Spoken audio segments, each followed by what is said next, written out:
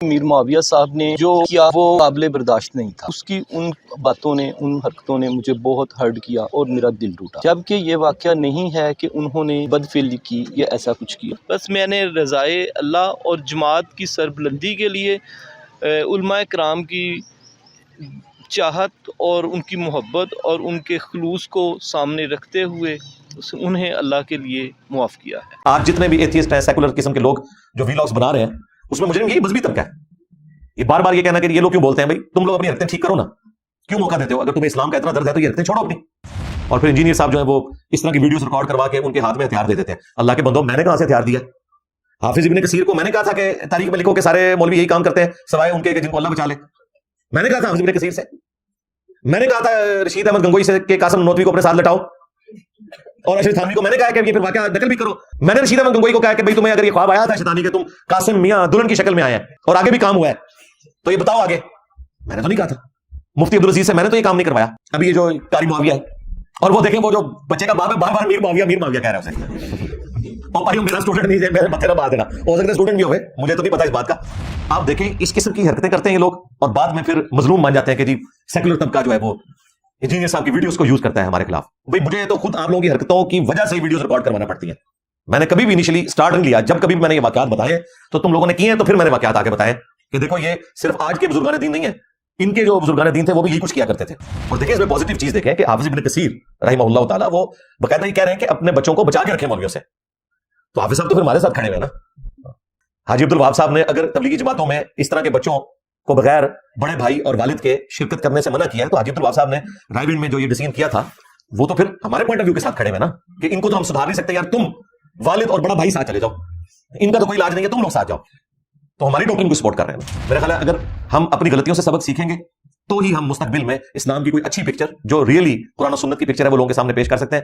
Otherwise یہ بدنامی کا سلسلہ جو مولویوں کے متھے لگ چکا ہے یہ اسی طریقے سے جاری رہے گا. السلام علیکم ورحمۃ اللہ. لا حول ولا قوة الا باللہ. حسبنا اللہ ونعم الوکیل. یا حی یا قیوم برحمتک استغیث. لا الہ الا انت سبحانک انی کنت من الظالمین. ربنا آتنا من لدنک رحمہ وہیئ لنا من امرنا رشدا. اللہم صل علی محمد وعلى آل محمد وأصحاب محمد وأزواج محمد وأمة محمد أجمعين إلى يوم الدين آمين. الحمد للہ رب العالمین والصلاة والسلام علی سید الانبیاء والمرسلین وعلی آلہ واصحابہ اجمعین الی یوم الدین.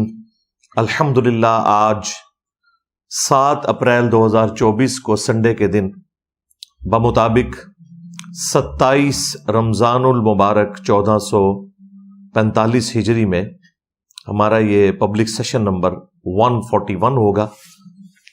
آپ کے یہ ریئل ٹائم کوسچنز پرچیوں کی شکل میں میرے پاس آ چکے ہیں. انشاءاللہ تعالی انہیں ہم بعد میں ڈسکس کریں گے. پہلے کرنٹ افیئر کے طور پر ایک کریٹیکل ایشو ڈسکس کرنا ہے جو سوشل میڈیا کے ذریعے ہائی لائٹ ہوا اور پھر ہمارے مین ٹی وی چینلز نے بھی اسے کنٹینیوسلی رپورٹنگ کے اندر رکھا ہوا ہے. اور وہ فیصل آباد ڈویژن کے اندر ایک سٹی ہے تاندلیا والا، وہاں ایک مولانا صاحب جو قاری تھے، وہابی اہل حدیث فرقے سے تعلق رکھنے والے، ان کا نام ابو بکر معاویہ ہے. انہوں نے اپنے ایک اسٹوڈنٹ کے ساتھ منہ کالا کرنے کی کوشش کی زبردستی.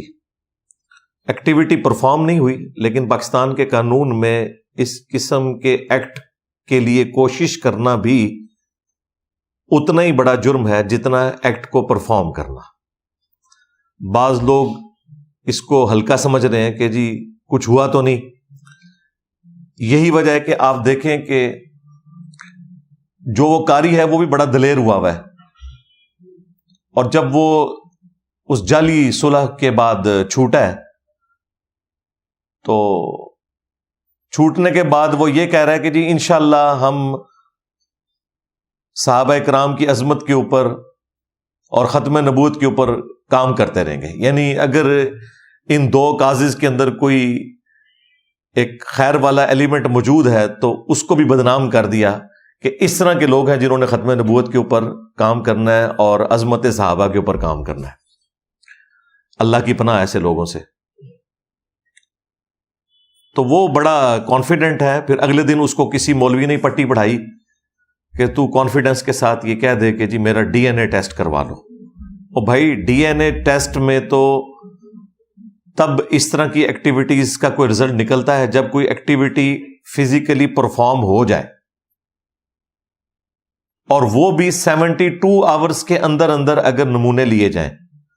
تو اس کو تو آلموسٹ 8-10 دن گزر چکے ہیں, اب ڈی این اے ٹیسٹ کا ویسے کوئی فائدہ نہیں.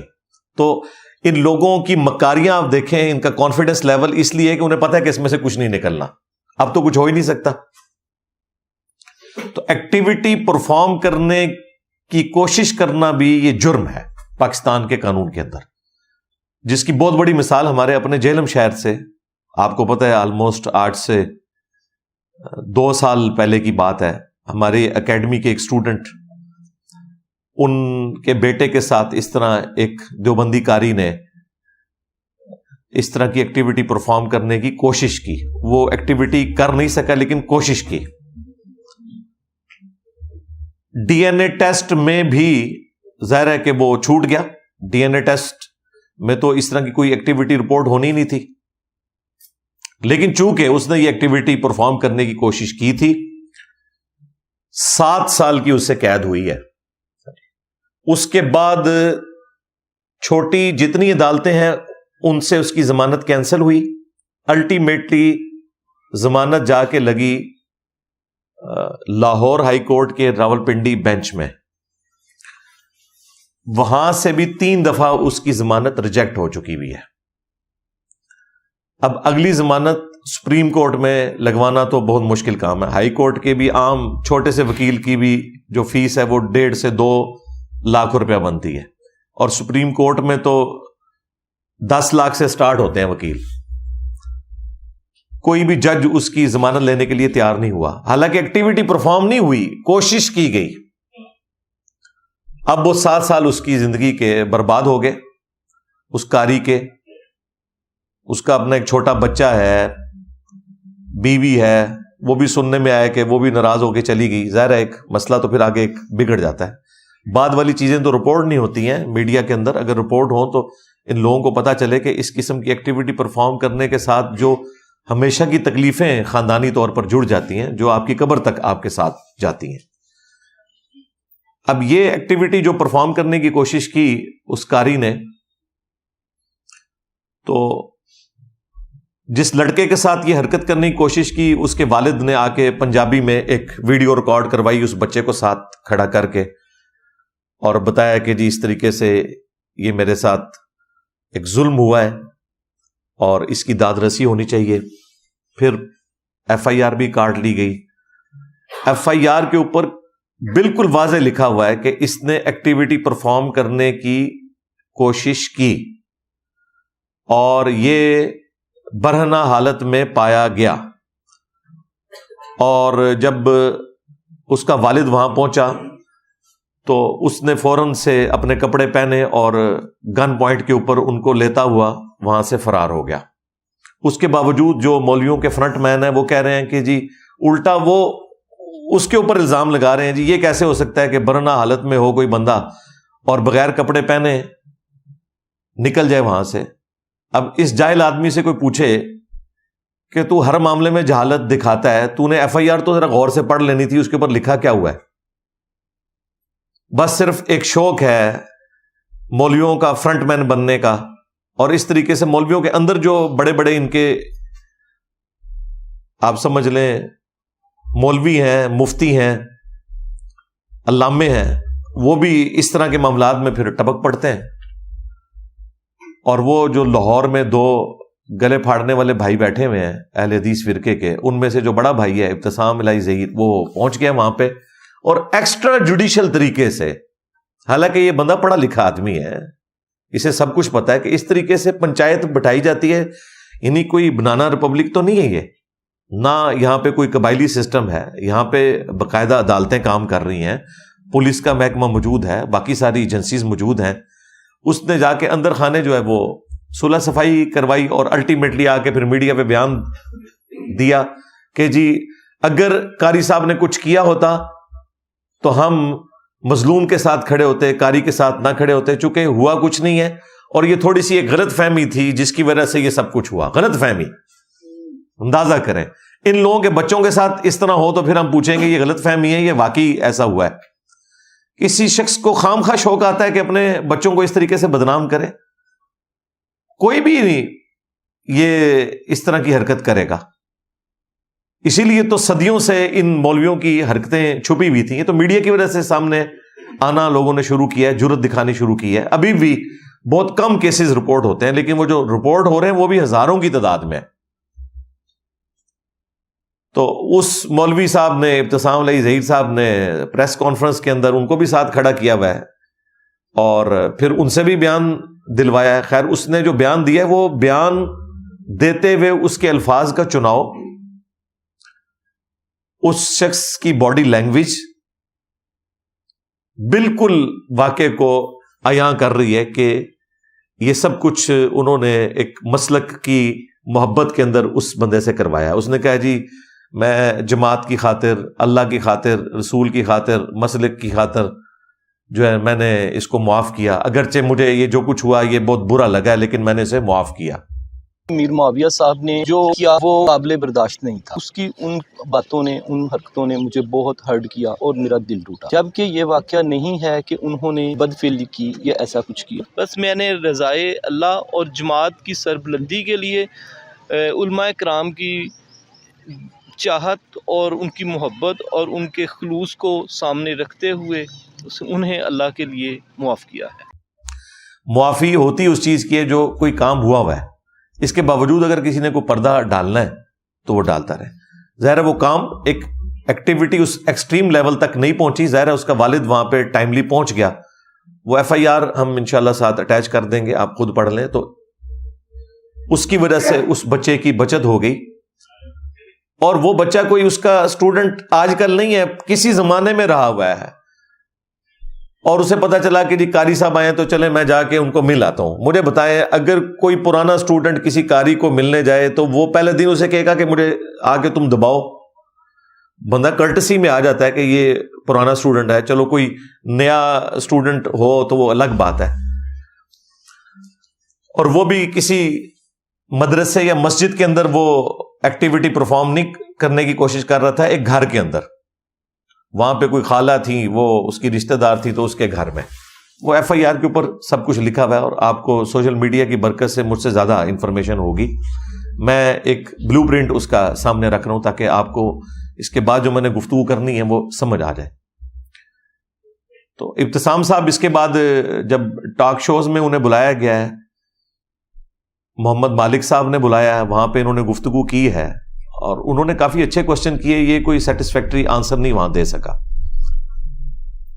حتیٰ کہ جب صحافی نے ان سے یہ پوچھا کہ بھئی آپ نے اس بچے کا بھی انٹرویو کیا ہے، کہتے جی مجھے ضرورت ہی نہیں، اس کا والد جو آیا ہوا ہے. اندازہ کرو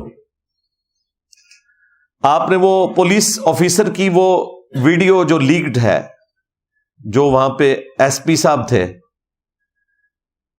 اس ویڈیو میں آپ دیکھ لیں وہ کس طریقے سے اس کو ڈانٹ رہے ہیں مولوی کو، اور وہ آگے سے وہ ڈانٹ کھا رہا ہے، اسے پتا ہے کہ اس نے کیا حرکت کی ہے. اور وہ SP صاحب بھی بیچارے اپنے بھول پن میں کہہ رہے ہیں کہ میں علماء کرام کو بلا کے تو میں تمہارے خلاف فتویٰ لوں گا. او SP صاحب، مولوی بھی یہی کچھ کرتا ہے جے کہ نہ کوئی فتویٰ لینا ہے. یہ سارے ایکو کچھ ہے، جن سے آپ نے فتویٰ لینا ہے انہی سے تو انہوں نے یہ ساری چیزیں سیکھی ہوئی ہیں. جو کچھ انہوں نے سیکھا ہے آگے وہ کچھ سکھا رہے ہیں گے. یہ سارے ایکو کچھ ہے. تو وہ بیچارے اپنے بھول پان میں کہہ رہے ہیں. اب چونکہ ایک پنچایت بیٹھی، FIR کٹوانے والا والد ہی بیک فٹ پہ چلا گیا. اس کے باوجود مولویوں کے جتنے فرنٹ مین ہیں، خواہ وہ مولوی ہو یا نان مولوی ہو، پینٹ شرٹ والے، وہ اس مولوی کے دفاع میں بول رہے ہیں اور الٹا الزام اس کو دے رہے ہیں، اس بچے کے والد کو. تو اگر بچے کے والد نے غلط الزام لگایا تو اس کے اوپر ایف آئی آر کٹواؤ یار. ایسے لوگوں کو سزا ہونی چاہیے جو علماء کرام یا علماء کرائم، مجرم علماء کی عزت کو خراب کر رہے ہیں، ان کو سزا ملنی چاہیے. تم کیوں پیچھے ہٹ گئے ہو؟ ہونا تو یہی چاہیے نا کہ وہ عالم صاحب کی عزت خراب کی ہے تو اس کے اوپر ایف آئی آر ہو. وہ انہیں پتا ہے کہ اگر ہم اس طرف چل پڑے تو وہ پھر سیدھا ہو جائے گا ہمارے ساتھ. اور یہ سارے ساتھ اس لیے جا کے کھڑے ہوتے ہیں کہ ان لوگوں میں سے اکثر لوگ ایسے ہیں ان کی اپنی سٹوریاں جو ہیں وہ دوسرے قاریوں کے پاس موجود ہوتی ہیں. تو یہ اپنے پیٹی بھائیوں کی حفاظت کے لیے آ جاتے ہیں، یا ٹوپی بھائیوں کی، یا پگڑی بھائیوں کی، یا تسبیح بھائیوں کی، یا چھوٹی شلوار بھائیوں کی حفاظت کے لیے سامنے آ جاتے ہیں صلح صفائی کروانے کے لیے. اس طریقے سے صلح صفائی ہوتی ہے. خیر بہرحال وہ جو مجسٹریٹ کی عدالت تھی چھوٹی، اس نے تو فی الوقت اسے ضمانت دے دی مولانا صاحب کو، اور وہ بھی نکل کے کہہ رہے ہیں جی میں ختم نبوت پہ کام کروں گا، میں عظمت صحابہ پہ. او اللہ دیا بندہ، جا اپنا کام کر، یہ تیرا کام بھی نہیں ہے. اچھا، اب چونکہ یہ ساری ایکٹیویٹی سیٹل کروانے کی کوشش کی گئی اور میڈیا میں اس کی ہائپ کریٹ ہو چکی بھی تھی. پنجاب کی جو چیف منسٹر ہیں مریم نواز صاحبہ، انہوں نے بھی اس کا نوٹس لیا، اور جو ہمارے آئی جی پنجاب صاحب ہیں ڈاکٹر عثمان صاحب، وہ تو ویسے ہی اس طرح کے ایشوز میں بڑے سینسٹیو ہیں، وہ خود جا کے اس بچے کے والد کو بھی ملے. اور اس کے بعد آپ نے دیکھا کہ میڈیا میں اطلاع بھی آ گئی کہ وہ جو اس کی ضمانت ہوئی ہے نا، اس کے بعد پولیس جو ہے وہ اس مقدمے کو خود ٹیک اپ کر رہی ہے، اور ہائی کورٹ میں انہوں نے پٹیشن فائل کر بھی دی ہے کہ یہ چھوٹی عدالت نے کچھ فیکٹس کو اگنور کیا ہے جس کی وجہ سے اس کی ضمانت ہوئی ہے. اب اسٹیٹ جو ہے اس مقدمے کو آگے لے کے چلے گی، اگرچہ انہوں نے معاف کر دیا لیکن اسٹیٹ کو تو اسے آگے لے کے چلنا چاہیے تاکہ باقیوں کے لیے ڈیٹرنس ہو جائے، ادروائز یہ واقعے تو رپورٹ ہوتے رہیں گے. انشاءاللہ تعالیٰ کچھ دنوں میں آپ دیکھیں گے کہ یہ بندہ دوبارہ سے جیل کے اندر ہوگا اور اس کے اوپر مقدمہ چلے گا. یہ اب بچنے والا نہیں ہے، ہاں یہ ذہن میں رکھیے گا انشاءاللہ تعالیٰ. اور دیکھیں یہ کوئی ایک واقعہ نہیں ہے، اس رمضان میں کتنے واقعات رپورٹ ہوئے ہیں، عقل دنگ رہ جاتی ہے. ڈان نیوز کے اوپر ایک ٹی وی چینل بھی ہے ڈان نیوز کے نام سے، اس پہ ایک بڑا اچھا پروگرام لگتا ہے جس میں سینئر صحافی بیٹھے ہوئے ہوتے ہیں ذرا ہٹ کے. وسعت اللہ خان صاحب ہیں، اس پہ زرار کھوڑو صاحب ہیں، پہلے مبشر زیدی صاحب ہوتے تھے، اب ان کی جگہ ایک اور آ گئے. تو اس پروگرام میں انہوں نے باقاعدہ پورے فگرز دیے ہیں کہ ہزاروں میں واقعات رپورٹ ہوئے ہیں پنجاب کے اندر ہی، اور ان میں سے جو مقدمات فائنل کنکلوژن تک پہنچے ہیں وہ بہت کم ہے. اور یہ 2-3 مہینوں کے اندر کتنے واقعات رپورٹ ہوئے ہیں. ایک تو بڑا دل ہلا دینے والا واقعہ وہ صحافی نے بیان کیا اسی پروگرام کے اندر. وہ کہتا ہے کہ جی کے پی کے اندر ایک ماں نے اپنے بچے کو اس رمضان میں 13 سال کا ہوا تو کہا کہ بیٹا اب سے تو نے نماز جو ہے وہ مسجد میں جا کے پڑھنی ہے، تم بالغ ہو چکے ہوئے، تو اب تم نے گھر نماز نہیں پڑھنی. یعنی وہ کیسی والدہ کہ اس نے اپنے بچے کی تربیت کی کہ اس نے چھوٹی عمر تک اسے گھر میں نماز پڑھائی ہے، اور اس رمضان میں اس نے بچے کو کہا کہ بھائی اب تم بالغ ہو چکے ہو، اس رمضان سے تم جماعت کے ساتھ مسجد میں نماز شروع کرو. اس کو اس نے اچھے طریقے سے کپڑے استری کر کے دیے، نہا دھو کے. وہ پہلے دن بچہ گیا مسجد میں، اگلے دن اس کی لاش ملی ہے جی، اور وہ بھی رسے کے ساتھ لٹکی ہوئی. خودکشی کی کوشش اسے بتایا گیا، لیکن بعد میں جب میڈیکل رپورٹ آئی ہے تو اس کے ساتھ کسی عالم دین نے، کسی مفتی نے، قاری نے، کسی فقیہ نے، کسی حضرت صاحب نے، کسی بزرگان دین نے منہ کالا کیا ہوا تھا. وہ بھی اب کیس چل رہا ہے. اس طرح کے کئی کیسز ہیں. اب تو یہ ایک می ٹو والا سلسلہ شروع ہو گیا. پہلے لوگ بولتے نہیں تھے، ڈرتے تھے بدنامی سے، پھر مسلک کی محبت، مولویوں کی محبت آڑے آ جاتی تھی. اب لوگ کہتے ہیں جہنم میں جاؤ, ہماری دنیا بھی برباد کر رہے ہو, ہماری آخرت بھی برباد کر رہے ہو. اب لوگ جرت دکھاتے ہیں, اس لیے آپ کو یہ کیسز اتنے زیادہ نظر آ رہے ہیں. ابھی بھی جو کیسز آپ کو ہزاروں کی تعداد میں نظر آ رہے ہیں نا, یہ آپ سمجھ لیں کہ آٹے میں نمک کے برابر ہیں, کیونکہ یہ رپورٹ ہو رہے ہیں. جو رپورٹ نہیں ہو رہے وہ بہت زیادہ ہیں. میں نے 2016 کے اندر ایک بڑی سخت سٹیٹمنٹ دی تھی جب عبدالستار ایدی صاحب کے بارے میں, دیوبندیوں کے ایک کراچی کے مفتی زر ولی, وہ بھی فوت ہو چکا ہے, اپنے انجام کو پہنچ چکا ہے. اس نے ایک سٹیٹمنٹ دی تھی, اور ایدی صاحب کے بارے میں جو اس نے سٹیٹمنٹ دی, میں نے اسے ریبٹل کیا. ظاہر ہے اس وقت ایدی صاحب تازہ تازہ فوت ہوئے تھے اور یہ مولوی ان کے خلاف ہوئے تھے. تو اس میں نے ایک سٹیٹمنٹ دی تھی کہ کسی ایک مدرسے کو کوئی کلین چٹ دے کہ جہاں یہ کام نہ ہوتا ہو. تو بڑے لوگوں کو غصہ آیا. میرا خیال ہے ان 8 سالوں میں جتنے واقعات رپورٹ ہوئے ہیں, اب لوگوں کو یقین آ جانا چاہیے کہ میں نے جو سٹیٹمنٹ دی تھی وہ درست تھی. میں یہ نہیں کہتا کہ ہر مدرسے میں ہر بچے کے ساتھ یہ ہوتا ہے, لیکن ہر مدرسے میں کسی نہ کسی فارم میں یہ معاملہ آگے چل رہا ہوتا ہے. اس کی وجہ یہ ہے کہ سکولز میں, کالجز میں عموماً زیادہ تر بچے جو ہیں وہ ہاسٹلز میں نہیں ہوتے. اسکول میں تو بالکل ہاسٹل والا سلسلہ کوئی نہیں ہے, اور پھر ٹیچرز کے ساتھ انٹریکشن صرف کلاس کی حد تک ہوتا ہے, اسکول ٹائمنگ کے بعد نہیں ہوتا. لیکن یہاں مدرسوں میں کیا ہوتا ہے, وہ 24 گھنٹے کے ملازم ہوتے ہیں وہ بچے. وہ استادوں کو تو پتہ نہیں انہوں نے کیا مانا ہوا ہوتا ہے کہ ہماری آخرت ان کے ساتھ جڑی ہوئی ہے. اس کی وجہ سے استاد بھی اپنی آخرت برباد کرتے ہیں اور ان بچوں کی دنیا بھی برباد کرتے ہیں, اور غلط تعلیمات دے کے آخرت بھی برباد کرنے کی کوشش کرتے ہیں. تو 8 سال پہلے میری سٹیٹمنٹ جو آئی تھی, وہ وقت کے ساتھ ساتھ اللہ کے فضل سے لوگوں نے دیکھا ہے کہ وہ ایک ایک کر کے ایک ایک چیز صحیح ثابت ہو رہی ہے. اس کے بعد کچھ سال پہلے ہی آپ کو پتا ہے مفتی عبدالعزیز صاحب کا ایک سکینڈل آیا تھا, وہ بھی میڈیا میں ہائی لائٹ ہوا تھا. دیوبند کے ایک مفتی, اور علماء اس وقت بھی, ایک پنڈی کا دیوبندی مفتی ہے بڑا خبتی قسم کا, تورو, وہ اس مفتی کے دفاع میں آ گیا اور اس نے کہا ہمیں تو مفتی صاحب کے ساتھ کھڑا ہونا چاہیے, یہ اس بچے نے ان سے زبردستی یہ کام کروایا. حالانکہ وہ ویڈیو جو ہے وہ آپ دیکھ لیں جو کچھ ہو رہا ہے. اور اس شخص نے اپنے بزرگان دین کو بچانے کی خاطر کہا کہ صحابہ کرام سے بھی تو اس طرح کے گناہ ہوئے ہیں.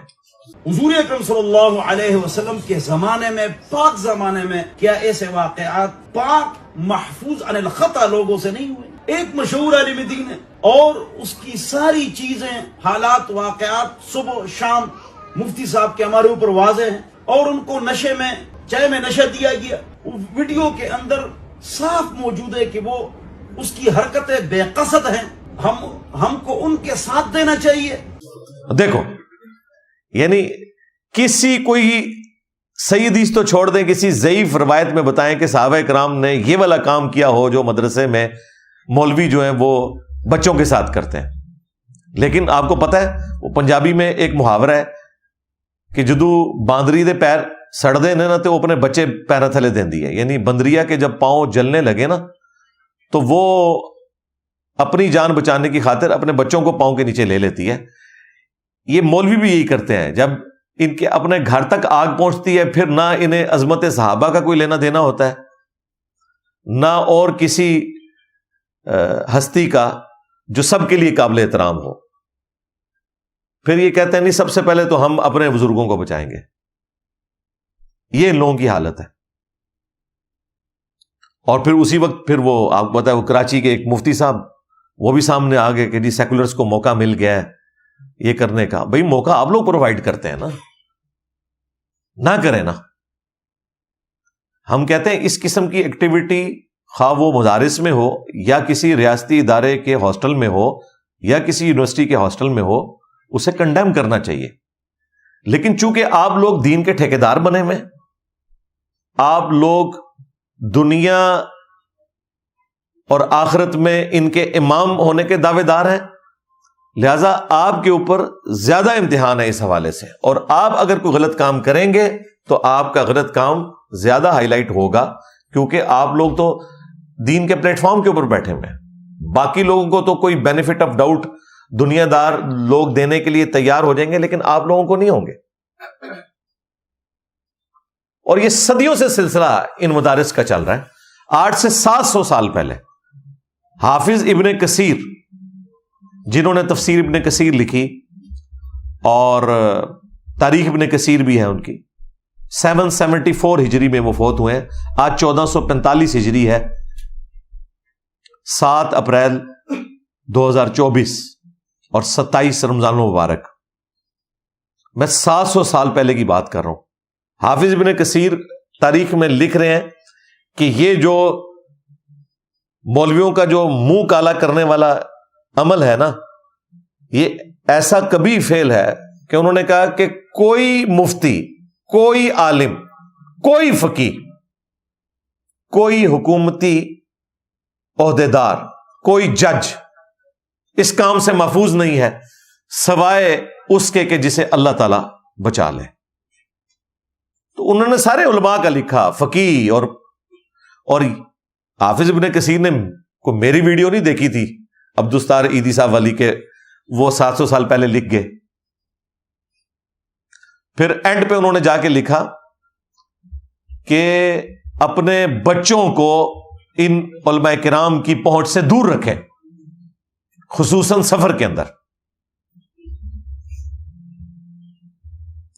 یہ رائے ونڈ میں اتنے واقعات رپورٹ ہوتے تھے۔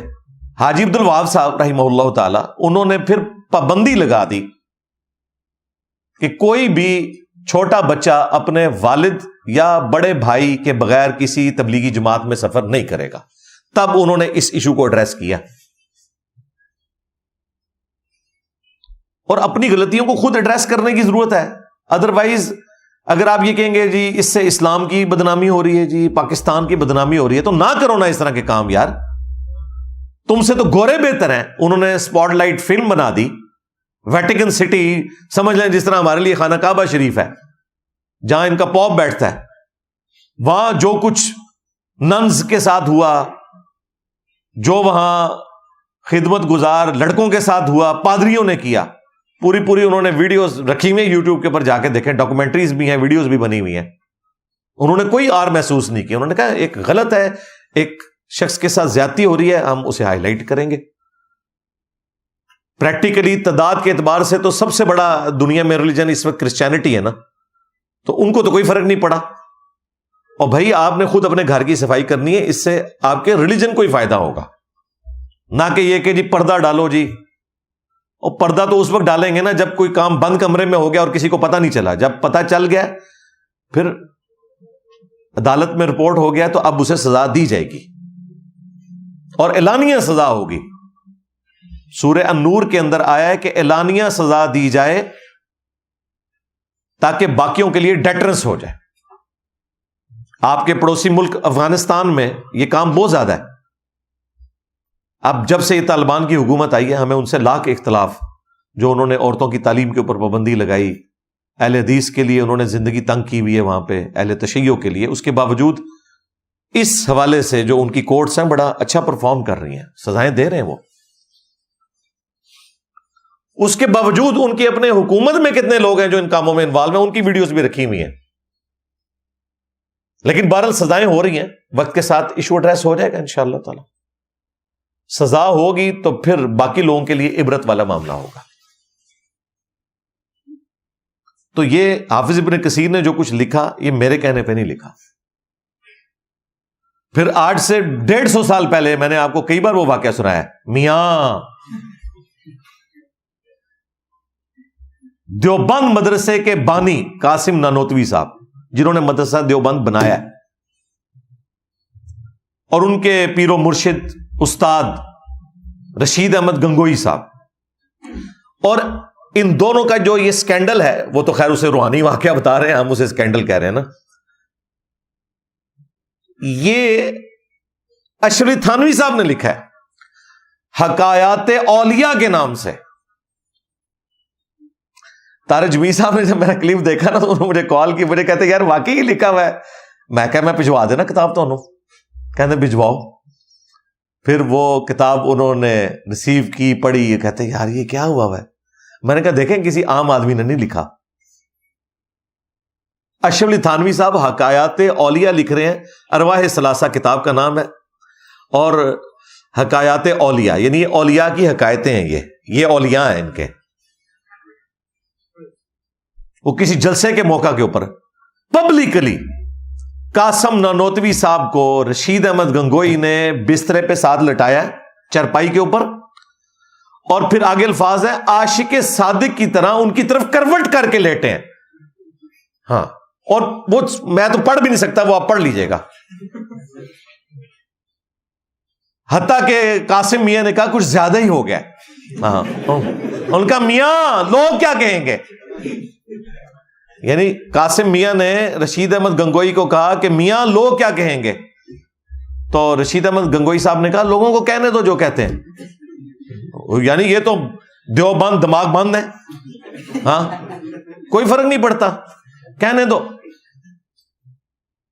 کون سا کوئی سوشل میڈیا کے اوپر ویڈیو اپلوڈ ہو جانی ہے. میں آپ کو صحیح بتا رہا ہوں, یہ جو کچھ واقعات آج آپ کو مل رہے ہیں, اس زمانے میں اگر سوشل میڈیا ہوتا تو یہ سارے آپ پرانے بزرگوں کی ویڈیوز بھی دیکھ سکتے تھے. جن کو شوق ہے نا کہ یہ واقعہ کیسے ہوا تھا, تو وہ ویڈیو آپ کے پاس ہونی تھی. اور یہ اشرف تھانوی صاحب نقل کر رہے ہیں حکایات اولیاء کے نام سے. اور یہ معاملہ یہاں پہ ختم نہیں ہوا. پھر تذکرۃ الرشید ان کے بزرگوں نے کتاب لکھی, جس میں انہوں نے بتایا کہ جی رشید احمد گنگوئی صاحب کہتے ہیں کہ میں نے خواب میں دیکھا کہ قاسم میاں دلہن کی شکل میں میرے خواب میں آیا. وہی جن کو انہوں نے لٹایا تھا نا, یعنی جو پورا دن یہ سوچتے ہیں نا, وہی کچھ ان کو خواب میں نظر آتا ہے. ظاہر ہے یہ کوئی روحانی خواب تو نہیں ہے نا, نفسانی اور شیطانی خواب ہے. اور صرف یہ نہیں, انہوں نے کہا کہ پھر جو میاں بیوی کو ایک دوسرے سے نفع پہنچتا ہے وہ بھی پہنچا. ہاں, آگے بھی جو آپ سمجھ رہے ہیں وہی کچھ. 27واں روزہ ہے یار, مجھے یہ باتیں کرنی پڑ رہی ہیں رمضان شریف کے اندر. اور پھر انہوں نے اس واقعے کی شرح لکھی ہے. انہوں نے کہا کہ یہ جو خواب دیکھا ہے نا, اس میں تو اشارہ تھا کہ قاسم میاں نے رشید احمد گنگوئی صاحب کے جو شاگرد ہیں ان کی بعد میں تربیت کرنی تھی. تو بیسیکلی وہ جو روحانی اولاد خواب میں پیدا ہو رہی تھی نا, وہ اس کی طرف اشارہ تھا. توبہ توبہ توبہ, اندازہ کریں, اللہ سے ڈر جاؤ. اچھا, اس طرح کے واقعات کو اگر آپ ہائی لائٹ کریں تو یہ انہیں جسٹیفائی کرنے کے لیے قرآن و سنت سے کوئی چیز نہیں پیش کرتے, اس سے پرانے کسی بابے کی کوئی بات بتا دیتے ہیں. جی انہوں نے بھی طے کیا, وہ بھی تو اڑے سن یار. ہاں, ہمیں کس کی دوست لگاتے ہو بھائی, ہم تو ان کو بھی یہی کچھ سمجھتے ہیں. جی انجینئر صاحب بزرگوں کے خلاف کیوں بولتے ہیں بھائی, بزرگوں نے کام ہی اس طرح کا کیا. نہیں بزرگوں نے نہیں کیا, یہ ان کے ماننے والے کہتے ہیں. بھائی ماننے والے جب ان بزرگوں کو اسی طریقے سے مانتے ہیں تو میں ان کی صفائی کیوں پیش کروں. کل کو کوئی غلام احمد قادیانی دجال کی صفائی پیش کرنا شروع کر دے تو میں یہ کہوں کہ جس نے دعوی نبوت ہی نہیں کیا تھا. بتائیں بھائی, جو اس کے ماننے والے کہہ رہے ہیں اسی کو آگے لے کے چلیں گے نا. 500 سال بعد کوئی آگے کہے نہیں یہ تو قادیانی غلط کہہ رہے ہیں, وہ تو بہت بڑا ولی اللہ تھا, اس نے دعوی نبوت ہی نہیں کیا. اس طرح تو نہیں ہوتا, ایسا تو نہیں ہوتا. خیر, یہ ماشاءاللہ بزرگوں کی لیگیسی نسل در نسل ٹرانسفر ہو رہی ہے. یہ آپ کو جو واقعات اس رمضان میں بھی اتنے سننے کو ملے, کوئی اعتکاف میں واقعہ مل رہا ہے, کسی مسجد کے اندر مل رہا ہے, کسی مدرسے میں مل رہا ہے, اور میجارٹی مولویوں کے ہی واقعات ہیں. کوئی اکا دکا کوئی ہٹ کے ہوں گے, ادروائز سارے مولویوں کے واقعات ہیں. تو یہ صدیوں سے یہ سلسلہ جاری ہے پورے زور و شور کے ساتھ. تو اس میں ظاہر مجرم سب سے پہلے تو علماء کا طبقہ ہے کہ جنہوں نے قرآن و سنت کی تعلیمات پر عمل نہیں کیا اور نہ کروایا. اس کے بعد ماں باپ بھی مجرم ہے کہ اپنے چھوٹے بچوں کو ان کے حوالے کر دیتے ہیں. بعض تو بیچارے جینوئنلی کوئی غریب خاندان سے ہوتے ہیں, وہ کہتے ہیں چلو 2 وقت کی روٹی مل جائے گی. لیکن جو لوگ افورڈ کر سکتے ہیں, میں نہیں سمجھتا کہ کسی مدرسے کے ہاسٹل میں بچے کو داخل کروانا چاہیے. بالکل ڈے اسکالر ہو, دن کو پڑھے اور واپس آ جائے, سیدھی سی بات ہے. ان جانوروں کے حوالے بچوں کو کرنے کی ضرورت نہیں ہے, اور نہ مسجدوں میں بچوں کو قرآن پڑھنے کے لیے بھیجنے کی ضرورت ہے. جس کو شوق ہے نا میرے بھائی, وہ گھر کاری لگوا لے, اور بڑی کم قیمت کے اوپر یہ بیچارے کاری حضرات جو ہیں وہ ٹیوشن پڑھا دیتے ہیں. اس سے زیادہ آپ ٹیوشنوں کی فیس اسکول اور کالج کی بچوں کی دے رہے ہوتے ہیں. اس سے زیادہ کیا, کئی گنا زیادہ. تو گھر میں لگوائیں اپنی نگرانی کے اندر. کیا ضرورت ہے, آن لائن بھی فیسلٹی اویلیبل ہے, وہ کریں. مسجدوں میں 500,000 روپیہ اپنا بچانے کی خاطر اپنے بچوں کو ان جانوروں کے آگے, بھیڑیوں کے آگے ڈالنے کی کوئی ضرورت نہیں. بالکل سیدھی سی بات ہے. اب تو یعنی کسی بچے کو کوئی اعتکاف بھی کیا بٹھائے مسجد کے اندر, شب بیداری کے لیے بھی کیوں بھیجے. سیدھی سی بات ہے, جب اس قسم کے واقعات رپورٹ ہوں گے, اگر اگلے دن لاشیں ملنی ہیں بچوں کی, اور دیکھیں ایسے ظالم میں مار بھی دیتے ہیں, پھر اس طرح کرنے سے ثبوت مٹ جائیں گے. مولویوں کے بعد, ماں باپ کے بعد, تیسرے نمبر کے اوپر میں اسٹیٹ کو مجرم سمجھتا ہوں کہ اس طرح کے واقعات کے بعد پھر جو جوڈیشل ٹرائل چلے اس کو منطقی انجام تک پہنچنا چاہیے, سزائیں ہونی چاہیے, اور سزائیں پھر میڈیا میں رپورٹ ہونی چاہیے تاکہ باقی لوگوں کے لیے عبرت ہو. ابھی ہم ان ریاستی اداروں کے جب بڑوں سے بات کرتے ہیں کہ جی آپ لوگ میڈیا میں کیوں نہیں ان کی سزائیں بتاتے, تو وہ کہتے ہیں جی ہم ڈرتے ہیں پھر وہ یہ روڈز بلاک کر دیں گے, یہ کر دیں گے, وہ کر دیں گے. اس وجہ سے سزائیں تو ہو رہی ہوتی ہیں. کاش ہماری اسٹیٹ اتنی مضبوط ہو جائے کہ یہ پھر اعلانیہ ان کی سزائیں بتائی جائیں. جس طرح زینب قتل کیس ہوا تھا, پورے ملک کے اندر آگ لگ گئی تھی. وہ بھی وہ مولوی نکلا تھا ایک نعت خان, جو سب سے آگے تھا احتجاج کرنے والوں میں. وہ سب سے ایک سپیڈی ٹرائل ہوا اور اس کے بعد اسے سزا ہوئی.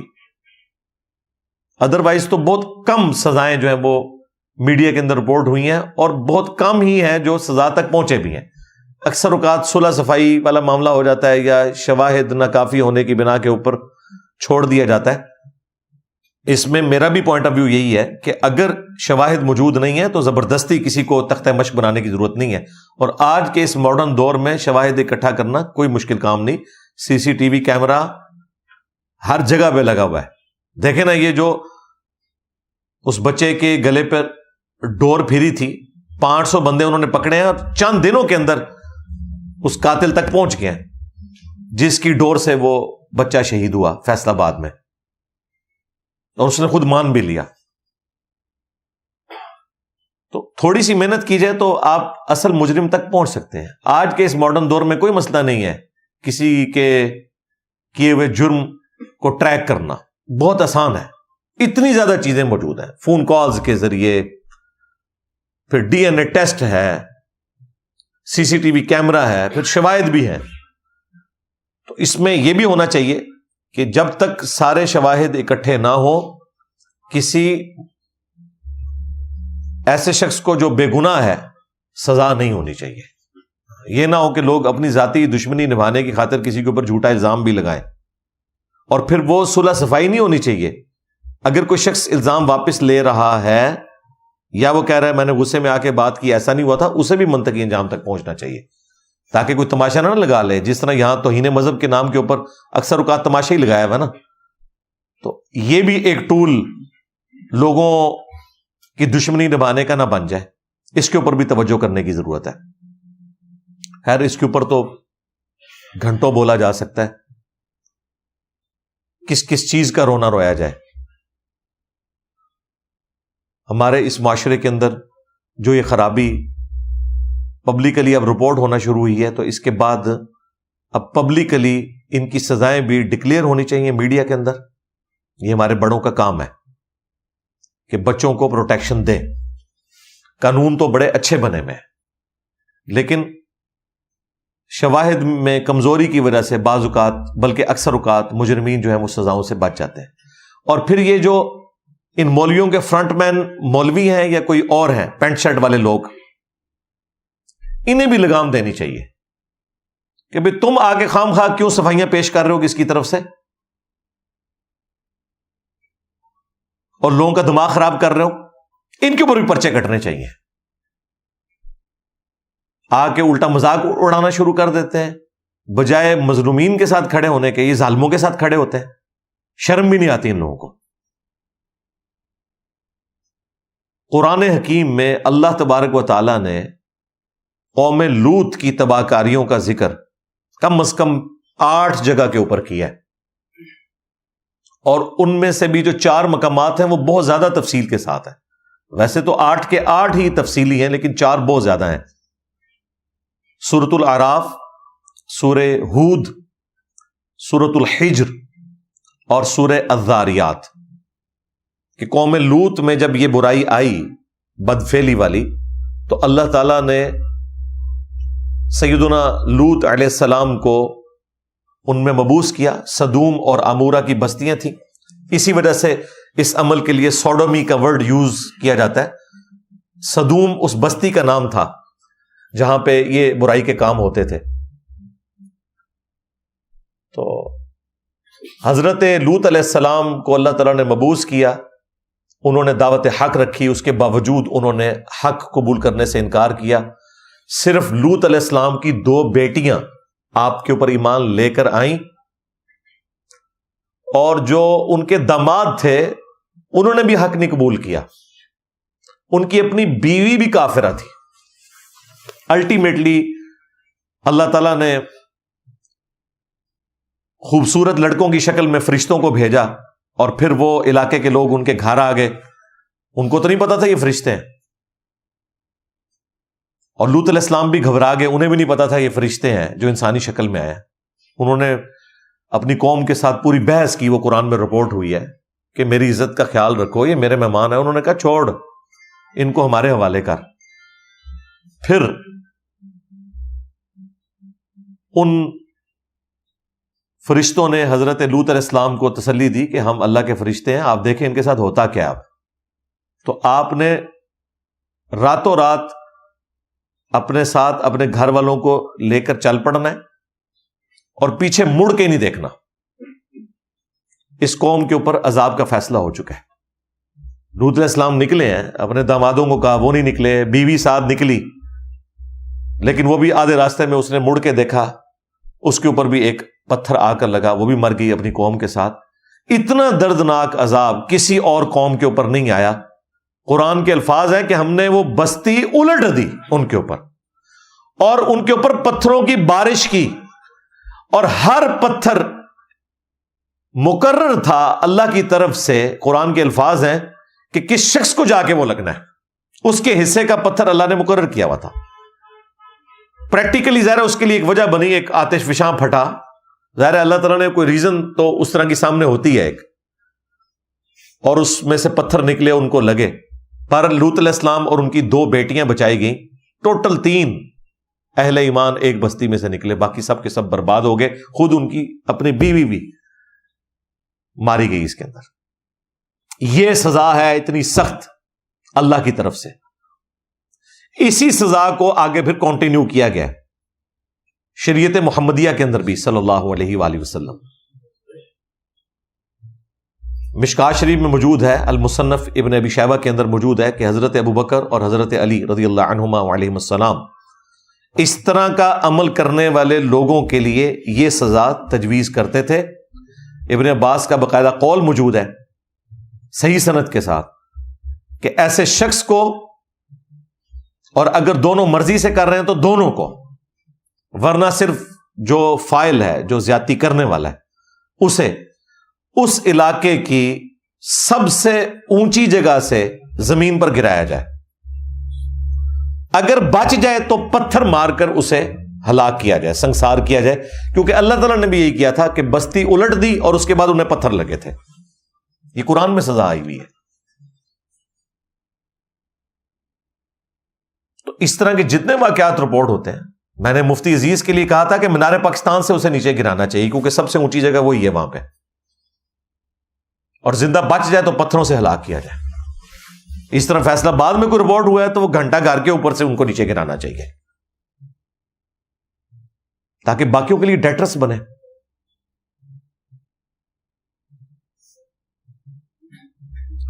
پھر احادیث کے اندر جس شد و مت کے ساتھ اس کی مذمت آئی ہے، جامعہ ترمذی میں حدیث ہے، نبی علیہ السلام نے فرمایا کہ اس طرح کا جو عمل کرنے والے فاعل اور مفعول بشرطے کہ دونوں بالرضا کر رہے ہوں، ان دونوں کو قتل کر دو۔ اور اسی حدیث کے اندر ایک اور حدیث امام ترمذی نے نقل کی ہے کہ یہ دونوں ملعون ہیں، اللہ کی لعنت کے مستحق ہیں۔ یہ ساری حدیثیں آپ کو جامعہ ترمذی کی، ابو داؤد کی، ابن ماجہ کی، مشکات شریف میں بھی مل جائیں گی دوسری جلد کے اندر۔ پھر ترمذی کے اندر ایک اور حدیث ہے کہ نبی علیہ السلام نے فرمایا کہ قوم لوط کا عمل کرنے والے لوگ قیامت کے دن اللہ تعالیٰ کی رحمت سے محروم ہوں گے، اللہ تعالیٰ ان کی طرف نظر رحمت بھی نہیں فرمائے گا۔ اور پھر جامعہ ترمذی کے اندر حدیث ہے کہ نبی علیہ السلام نے فرمایا کہ لعنت ہے جو قوم لوط کا عمل کرے، خواہ کوئی مرد کے ساتھ کرے یا کسی عورت کے ساتھ کرے، یعنی یہ عمل کوئی شخص اپنی بیوی کے ساتھ بھی کرے تو وہ بھی حرام ہے۔ ایک اور حدیث ہے جامعہ ترمذی میں کہ مجھے اپنی امت سے سب سے زیادہ جس گناہ کا خدشہ ہے وہ قوم لوط والا عمل ہے، اور وہ نظر بھی آ رہا ہے۔ اور ظلم کی انتہا یہ ہے کہ مذہبی طبقے کے اندر یہ آپ کو سارے کا سارا معاملہ نظر آ رہا ہے، جو سمجھتے ہیں ہم بڑے دین کے ٹھیکیدار ہیں، اور لہذا ہمارے اوپر اگر کوئی حرف آتا ہے تو دین کے اوپر حرف آتا ہے۔ خدا کا نام ہے، ان سب لوگوں کو بلی چڑھائیں اور دین کو بچا لیں، ان کی عزت کی آپ فکر نہ کریں۔ آج جتنے بھی ایتھیسٹ ہیں، سیکولر قسم کے لوگ جو ویلاگز بنا رہے ہیں، اس میں مجرم یہی مذہبی طبقہ ہے۔ یہ بار بار یہ کہنا کہ یہ لوگ کیوں بولتے ہیں، بھائی تم لوگ اپنی حرکتیں ٹھیک کرو نا، کیوں موقع دیتے ہو؟ اگر تمہیں اسلام کا اتنا درد ہے تو یہ حرکتیں چھوڑو، اپنی حرکتیں اپنی چھوڑنے کے لیے تیار نہیں ہیں، اور الٹا ان کے اوپر بلیم لگاتے ہیں کہ جی وہ ہمارے اوپر ویلاگز کیوں بناتے ہیں جی۔ اور پھر انجینئر صاحب جو ہیں وہ اس طرح کی ویڈیوز ریکارڈ کروا کے ان کے ہاتھ میں ہتھیار دے دیتے ہیں۔ اللہ کے بندو، میں نے کہاں سے ہتھیار دیا ہے؟ حافظ ابن کثیر کو میں نے کہا تھا کہ تاریخ میں لکھو کہ سارے مولوی یہی کام کرتے ہیں سوائے ان کے کہ جن کو اللہ بچا لے۔ میں نے کہا تھا حافظ ابن کثیر سے، میں نے کہا تھا رشید احمد گنگوئی سے کہ قاسم نوتوی کو اپنے ساتھ لٹاؤ، اور اشرف تھانوی کو میں نے کہا کہ یہ پھر واقعہ نقل بھی کرو۔ میں نے رشید احمد گنگوئی کو کہا کہ بھئی تمہیں اگر یہ خواب آیا تھا شیطانی کہ تم قاسم میاں دلہن کی شکل میں آئے ہیں اور آگے بھی کام ہوا ہے تو یہ بتاؤ آگے۔ میں نے تو نہیں کہا تھا۔ مفتی عبدالعزیز سے میں نے تو یہ کام نہیں کروایا۔ ابھی یہ جو قاری معاویہ ہے، اور وہ دیکھیں وہ جو بچے کا باپ ہے بار بار میر معاویہ کہہ رہا ہے اسے، اور بھائیوں میرا اسٹوڈنٹ نہیں ہے، میرے متھے نہ مار دینا، ہو سکتا ہے اسٹوڈنٹ بھی ہوئے، مجھے تو نہیں پتا اس بات کا۔ تو وہ بار بار میر معاویہ کہہ رہا ہے۔ آپ دیکھیں اس قسم کی حرکتیں کرتے ہیں یہ لوگ، اور بعد میں پھر مظلوم مان جاتے ہیں کہ جی سیکولر طبقہ جو ہے وہ انجینئر صاحب کی ویڈیوز کو یوز کرتا ہے ہمارے خلاف۔ بھائی مجھے تو خود آپ لوگوں کی حرکتوں کی وجہ سے ہی ویڈیوز ریکارڈ کروانا پڑتی ہیں۔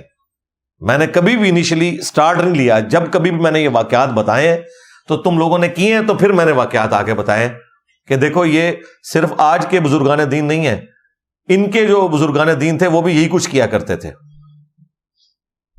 اور دیکھیں اس میں پازیٹیو چیز دیکھیں کہ حافظ ابن کثیر رحمہ اللہ تعالی وہ باقاعدہ یہ کہہ رہے ہیں کہ اپنے بچوں کو بچا کے رکھیں مولویوں سے۔ تو حافظ صاحب تو پھر ہمارے ساتھ کھڑے ہوئے ہیں نا۔